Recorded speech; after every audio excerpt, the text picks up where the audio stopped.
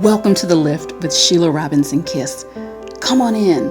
There's always a special place set aside for you here where you can relax, kick up your heels, pour yourself a nice, refreshing drink, and prepare to be lifted and soar.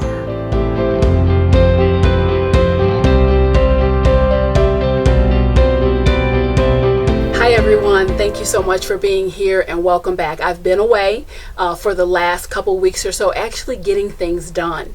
And that is the topic of this video is how to get things done in excellence.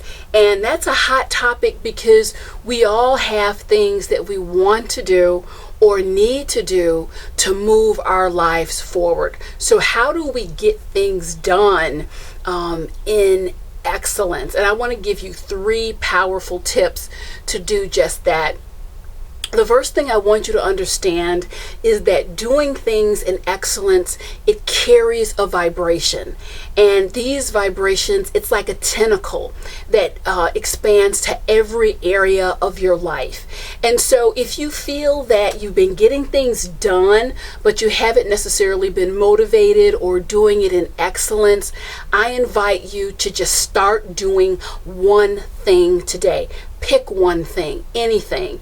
I have a friend who is a professional pooper scooper. Yes, she scoops up dog poop for a living, and don't laugh too loudly because she makes 6 figures doing it.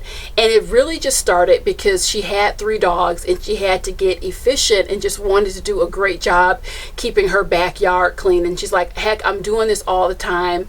I'm doing a great job at it. I might as well start this business. So you see, this excellence that I'm talking about, it can start anywhere, and there's just so many possibilities for you.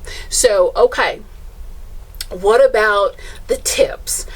Tip number 1, and this is so crucial. If you want to get things done and not just do them in a mediocre way and kind of just sludge through your to-do list, if you want to get things done in excellence, whatever you're doing for the space and time, it has to be the most important thing to you and for you, even if it's not. Okay, so for that moment, or during this process, or during the time that you're engaged, you really have to put that kind of force and momentum behind it. And some of you will be saying, well, that seems kind of intense. There is an intensity to it, and you really have to train yourself into that higher level of intensity. That's not to say you hold this intensity every day in every way, but certainly when you're doing something that you want or that needs to get done. Now, what I do for myself, because there's power in the vibration of the spoken word, I'm working on 2 major projects right now, and they're taking a lot of time and effort. And what I do before I make my calls, before I sit down at my computer, I literally just declare out loud, this is the most important thing for me right now. And it snaps my attention. I'm easily distracted, so it snaps my attention into what I'm doing, and it really unleashes a vibration. I love it when I hear my clients say, oh my God, this presentation was just amazing. It's because I prepared for it like it was the most important one in the world. Or when friends or family say to me, you make me feel so special, so important, like I'm the only person in the world, because that is the vibration of intention and excellence. Secondly, learning to say no. That's my second tip. Learning to say no. You can be a jack of all trades and a master of none. It's very difficult. In fact, only 2% of the world can actually do serious multitasking and do it in excellence. The rest of us really need to pick and choose where we're going to put our attention. So learning to say no. And when you say no, you don't have to be mean about it. You don't have to be cruel about it.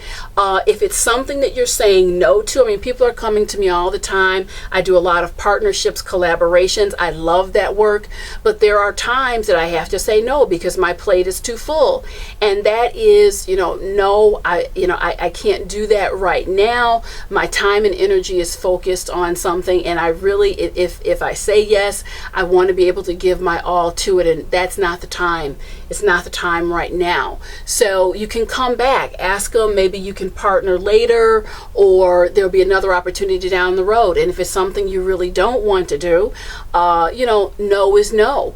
So you really have to get comfortable picking and choosing what you're doing, because a lot of times you start something, you end up doing it halfway. It's not what you thought it would be, and that's because you can't give it the proper focus. I've certainly fallen into that category. So learning to say no is critical. And 3, give yourself a timeline.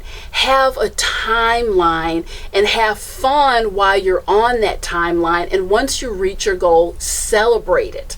This gives you something to look forward to. It carries that vibration of responsibility and expectancy, and you will be surprised how that can very much motivate you, keep you going with that laser focus. And lastly, I can hear some of you saying, Sheila, it sounds great if you're doing what you like to do, but I'm stuck doing things that I don't want to do. I get that. I really do. I will have you know that for years, I had to do tasks that I really didn't want to do. I have scrubbed toilets.